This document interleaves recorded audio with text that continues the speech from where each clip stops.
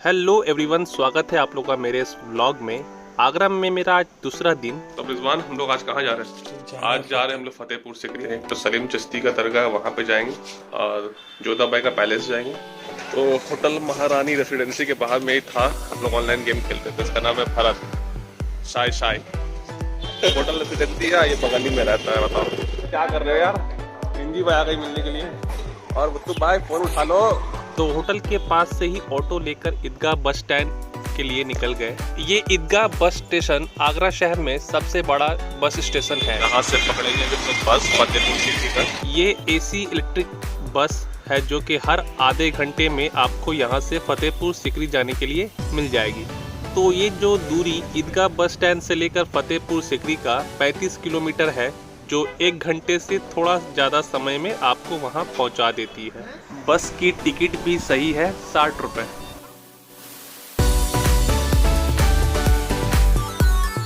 फतेहपुर सिकरी पहुँचने से पहले बीच में एक टोल टैक्स गेट भी आता है। बस से उतर गए हम लोग थोड़ा पहले ही उतर गए।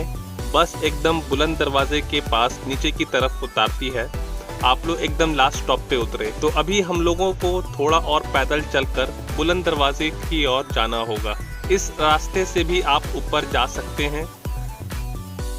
यही है वो बुलंद दरवाज़ा, पर सीढ़ी बहुत चढ़ना होता है, इसलिए दूसरे बादशाही दरवाज़ा से ऊपर चले गए। इसी रास्ता से आप बादशाही दरवाज़ा जा सकते हैं। यहाँ से ऊपर जाना आसान है, प्लेन ऊंचाई सफेद रास्ता बना दिया गया है। तो यहीं अपने चप्पल रख कर अंदर चले गए।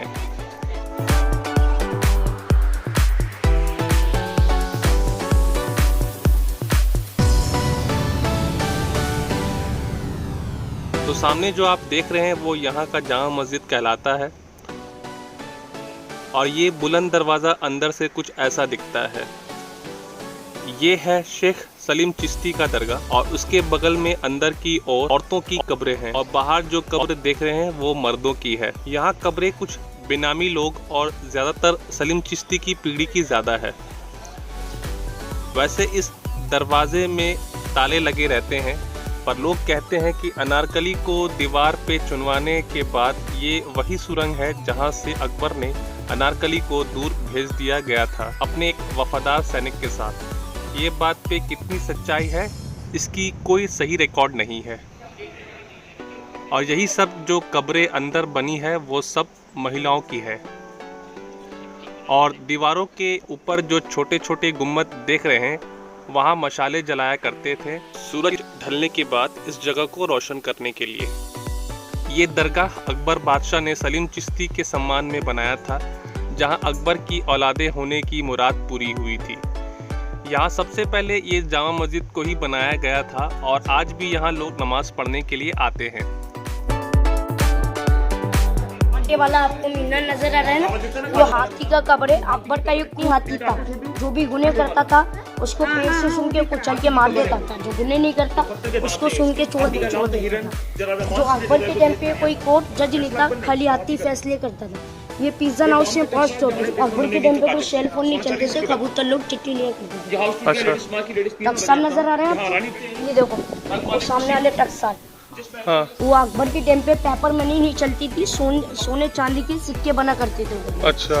और ये सारा खानवा का मैदान है, 1527 में। हाँ। और अकबर का इधर एक मंत्री बैठता था, ऊपर से इधर की देखभाली करता था। व्हाइट वाला बिल्डिंग नजर आ रहा है, उसका नाम है रंग महल। रंग महल जाने खुशियों का महल। जहांगीर का जन्म इसी में हुआ था। अकबर बादशाह ने इसके अंदर 16 साल राज्य किया था। 16 साल। ये कुछ चीजें गांव के लोग अंदर पे मार्बल से बने हाथी के पेट में एक और हाथी थी, चीजें बेच रहे हैं। ये अगरबत्ती को अंदर रखने के लिए थोड़े रंगीन वाले एक मार्बल स्टैंड है। स्टॉल लगाने में ये परमानेंट कलर हो जाएगा। ना सिर्फ हाथी, कछुआ में भी सेम डिजाइन का देखने को मिलता है। चिश्ती साहब की दरगाह में जब जाएंगे ना मेरे भाई, अपना सर ढककर और सीधे पाँव से जाना। सीधे पाँव से एंट्रेंस करना, राइट पैर, और मिलकर ऐसा चादर चढ़ाएंगे। उसके ऊपर गुलाब के फूल डालेंगे। टच करने के बाद धागा चादर से फिर डालेंगे। मन्नत आपका पूरा हो जाए। घर पे खाना बांटना, धागा खोलना वापस नहीं। चादर गरीबों को देते हैं बाबा फैमिली के लोग येलो कपड़ों में। इसका पैसा सारा बच्चों की पढ़ाई के काम आता है। चादर 3 साइज होता है। छोटा वाला गरीब बच्चों को ड्रेसेस बनता है, मीडियम वाला ये बीमार बच्चों के काम आता है, बड़ा वाला गरीब लड़की की शादी में देते जिनके माँ बाप नहीं। शेख सलीम चिश्ती जो थे वो ख्वाजा मोइनुद्दीन चिश्ती के घराना से ही थे। बुलंद दरवाज़ा की ऊंचाई 177 फीट है, जिसे दुनिया का सबसे बड़ा दरवाज़ा माना जाता है। दरगाह के बाहर यहाँ कवाली भी होती है।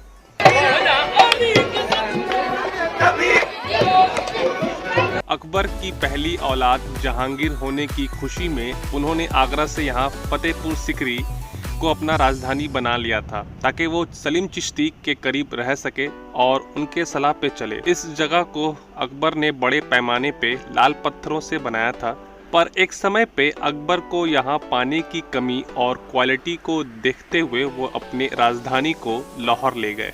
तो अब यहाँ से निकलते हैं, आगे और बहुत कुछ है देखने को। तो अब यहाँ से अपने चप्पल ले लेते हैं, 10 रुपया लेते हैं रखने का। पूरा इस जगह का मैप बना है कि अंदर और आसपास आपको क्या क्या देखने को मिलेगा। बादशाही दरवाज़ा से बस 2 मिनट के वॉकिंग डिस्टेंस पे है ये। इसी गेट से अब अंदर जाते हुए, तो अभी हम लोग पीछे की तरफ से जा रहे हैं।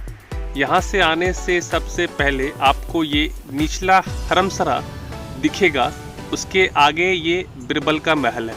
ये रेक्टेंगुलर सा देखने वाला जगह जिसकी नपाई 250 फीट बाय 130 फीट है, इसका इस्तेमाल यहाँ की दासियों के रहने के लिए किया गया था। और ये जगह इस तरह से भी बनाया गया ताकि वो एक दूसरे से मिलते जुलते रहें, आराम करें और भी वहाँ के दूसरे कामों में व्यस्त रहें। लेकिन कुछ लोगों का मानना है कि इस जगह का इस्तेमाल तबल के रूप में घोड़े, हाथी और ऊंट के लिए किया गया था। इन फंदों को देखकर अंदाजा लगाया जा सकता है कि यहीं जानवरों की रस्सियां बांधी जाती थी। ये घर अकबर के मनपसंद मंत्री राजा बिरबल के थे, जो के हिंदू और सबसे भरोसेमंद लोग में से एक थे और अकबर के बेहद करीबी और सलाहकार थे। इस घर को असल में बनाया गया था अकबर की मुस्लिम पत्नी रुकैया बेगम के लिए, लेकिन तब से उन्हें ये पसंद नहीं था तो इसे बिरबल को दे दिया गया। नगीना मस्जिद, तो ये एक निजी मस्जिद जिसमें सिर्फ महिलाओं की परमिशन थी यहाँ नमाज पढ़ने की।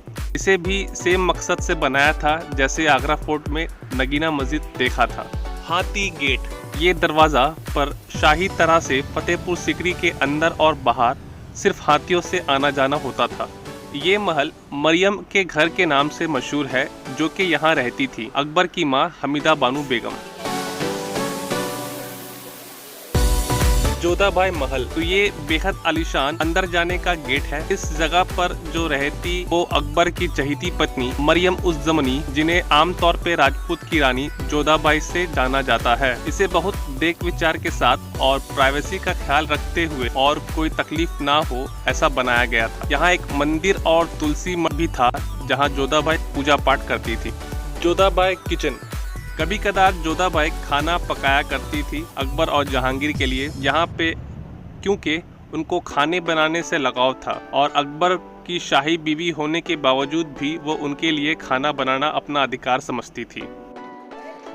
राइट साइड पे ये ख्वाबगाह है, उसके बगल में अनूप तालाब, उसके बाद ये तर्किश सुल्ताना हाउस और यहाँ गर्ल्स स्कूल। अनूप तालाब, इसे असल में बनाया गया जहाँ गीतकार और कवि का प्रदर्शन अकबर बादशाह के लिए होता था। ये टंकी का इस्तेमाल पानी को जमा करने के लिए भी किया जाता था सूखे मौसम में। इसके चारों ओर से रास्ता बना है जो बीचों बीच पहुँचती है। ऐसा माना जाता है कि मियां तानसेन आमतौर पे जो संगीत सम्राट से जाने जाते थे, इसी स्टेज पे अनूप तालाब पे बैठकर इंडियन क्लासिकल म्यूजिक सुनाते थे अकबर को। ये ख्वाबगाह का ग्राउंड फ्लोर का नजारा, बादशाह अकबर का निजी जगह जो सिर्फ अकबर के इस्तेमाल के लिए था। इसमें ऐसे रूम थे जहां सेपरेट मीटिंग रखा जाता था। एक कुतुब खाना मतलब लाइब्रेरी जो खुद के इस्तेमाल के लिए, छोटा बाथरूम और एक विशाल किंग साइज बेड पत्थर का, इसके ऊपर जाने के लिए सीढ़ी लगती थी। सुल्ताना हाउस, ये घर एक निजी जगह जिसके बारे में माना जाता है कि तर्किश की रानी यहाँ रहती थी और वो अकबर की मनपसंद में से एक थी, जिनका नाम तर्किश सुल्ताना था। लेकिन कोई ऐसा मजबूत दलील मौजूद नहीं जो इस बात को सपोर्ट कर सके।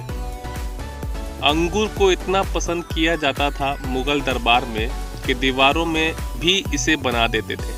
ये दीवाने आम का बैक साइड है, जहां अकबर बादशाह अपने आम जनता से मिलते थे कि जो भी शिकायतें होती वो सुनते और बादशाह उनका हल बताते।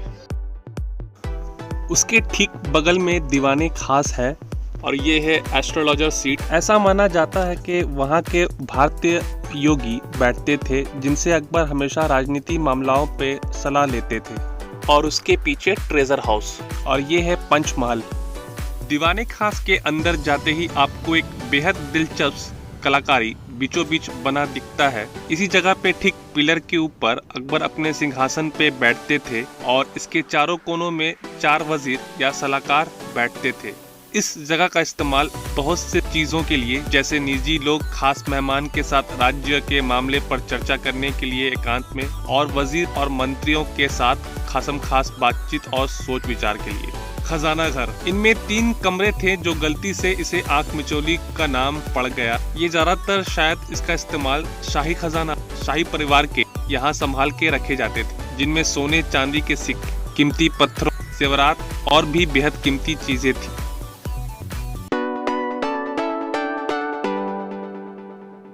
ये जगह पे ऐसे माना जाता है कि एक हॉस्पिटल था अकबर के टाइम पे।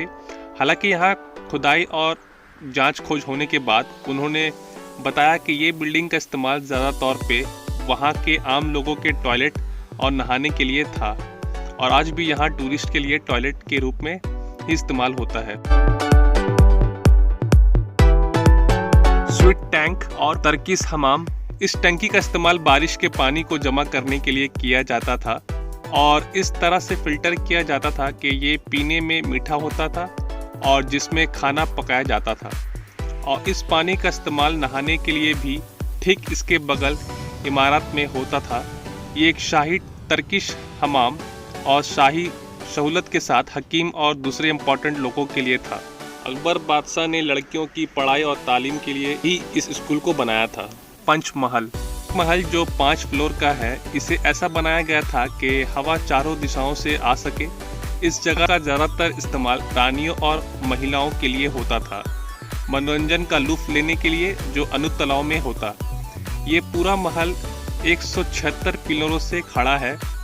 ग्राउंड फ्लोर पे 84, उसके ऊपर 56, फिर उसके बाद 20, फिर 12 पिलर और टॉप फ्लोर पे सिर्फ 4 पिलरों से है। हर एक फ्लोर इसका छोटा होता रहता है नीचे वाले फ्लोर से।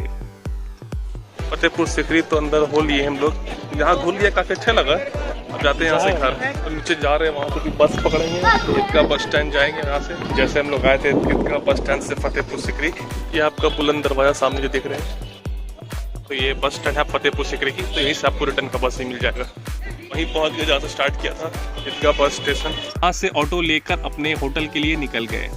तो हम लोग वहाँ से आ गए और घूमने फिरने में टाइम का पता नहीं चलता, पाँव का बैंड बच जाता है। ये 2 चीज़ होता है।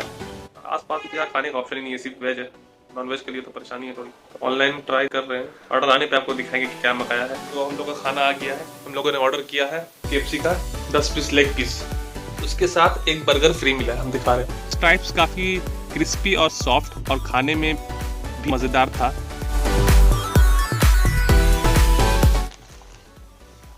इसका बन बेहद सॉफ्ट, इससे खाने का एक्सपीरियंस और अच्छा हो गया था। लेग पीसेस भी एज यूजुअल बहुत बढ़िया था। डिप्स में लगाकर खाने का मज़ा तो और अच्छा आ रहा था। ये KFC का बकेट स्विगी से मंगाया था, आफ्टर डिस्काउंट 790 का पड़ा। तो इस वीडियो को यहीं एंड करते हैं। मिलते हैं आप लोगों से किसी और वीडियो पे, तब तक अपना ख्याल रखें। जय हिंद।